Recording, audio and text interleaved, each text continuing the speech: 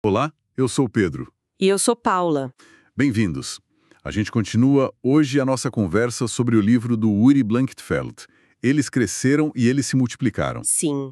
Hoje a gente mergulha no capítulo 7, que tem um título bem provocativo: Desbravadores ou Vingadores. É um título forte, né? Porque ele questiona de cara aquela imagem mais tradicional do bandeirante. Exatamente. Aquela figura que a gente aprendeu na escola. Heróis, vilões, Afonso Taunay chamava de vulto formidável. Mas, por outro lado, né, outros viam como assassinos, hereges. Pois é. Então, quem eram essas figuras, afinal? O capítulo logo de cara joga uma luz interessante. Muitos líderes nem eram nascidos aqui, né? Vinham jovens de Portugal, às vezes de outras colônias. Uhum. E a composição das expedições em si, as famosas bandeiras, isso também é muito revelador. Como assim? Bem, os líderes, muitas vezes, eram cristãos novos, ou seja, judeus que foram forçados a se converter ao cristianismo, ou os descendentes deles, né? Sempre vivendo sobre aquela suspeita. Entendi. E o resto da tropa? O grosso da tropa era indígena ou mestiço, os chamados mamelucos, né? Filhos de europeus com indígenas. E a escala disso tudo? O capítulo menciona uma expedição específica, a de Manuel Preto e Antônio Raposo Tavares, lá em 1628. Sim, essa é impressionante. Juntou, 900 homens brancos ou mamelucos, tinha autoridades no meio. E olha que interessante, o livro fala em 54 famílias de origem judaica.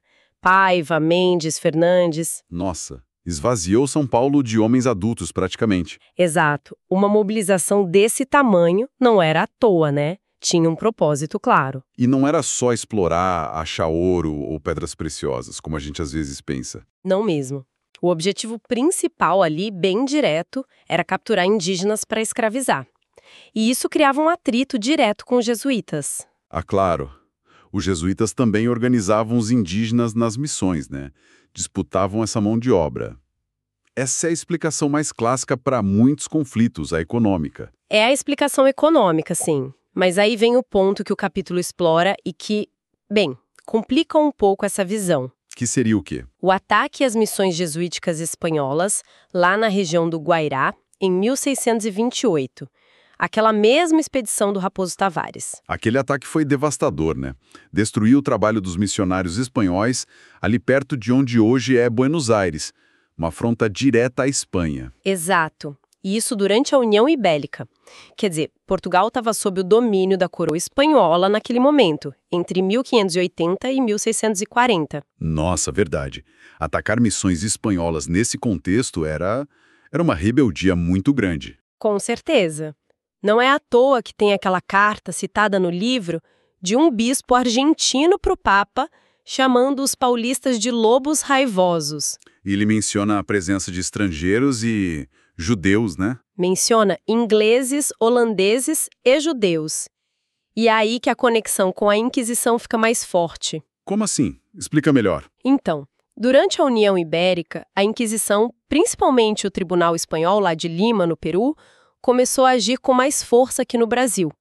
O alvo, muitas vezes os cristãos novos. E a Inquisição não era só uma questão religiosa, né? Era um poder do Estado, prendia, confiscava bens. Exatamente. Criava um clima de medo constante para essas famílias de origem judaica.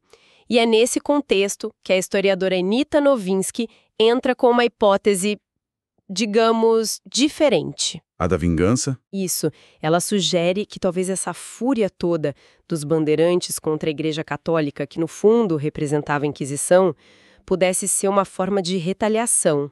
Vingança pela perseguição, pelo confisco de bens. Faz sentido, pensando no contexto. A Novinsky aponta figuras importantes como cristãos novos, né? O próprio Raposo Tavares. Sim, a madrasta dele, Maria da Costa, descrita como judia fervorosa, foi presa pela Inquisição. A mãe dele também era cristã nova. Novinsky também cita Fernão Dias Paz, Brás Leme. E tem o caso do Baltazar Fernandes, fundador de Sorocaba. Ele teria matado um padre enviado pela Inquisição, é isso. É o que a Novinsky aponta. Ela os vê quase como subversivos, desafiando o poder católico da época. Daí aquela história do Raposo Tavares, quando perguntaram pela autoridade dele lá no ataque de 1628? Ele teria respondido que a autoridade vinha dos livros de Moisés. Essa frase ganha um peso enorme nessa interpretação, né? Totalmente. Claro que o resultado da expedição foi também econômico e político. Escravizaram 2.000 indígenas, expandiram o território português sobre área espanhola. Sim, a motivação econômica estava lá, sem dúvida. A disputa pela mão de obra indígena com os jesuítas era real. Mas será que só isso explica? É a pergunta que fica. O historiador John Monteiro também acha que a economia sozinha não explica tudo, principalmente a ferocidade dos paulistas. Pois é. O Monteiro sugere que talvez essa identidade religiosa, essa presença muito forte de cristãos novos em São Paulo desde o início, a mãe do Anchieta era cristão nova, veja só. É mesmo.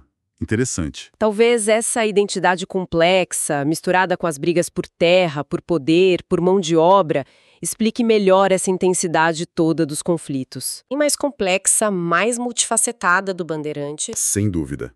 Essa ideia de uma possível vingança religiosa como um dos motores das ações deles é impactante.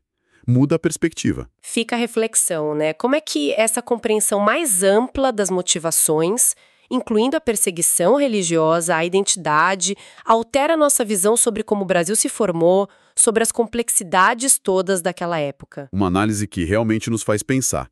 Para quem quiser se aprofundar, a gente recomenda buscar o trabalho do Uri Blankfeld. E claro, compartilhem essa conversa por aí. Isso aí. Até a nossa próxima exploração.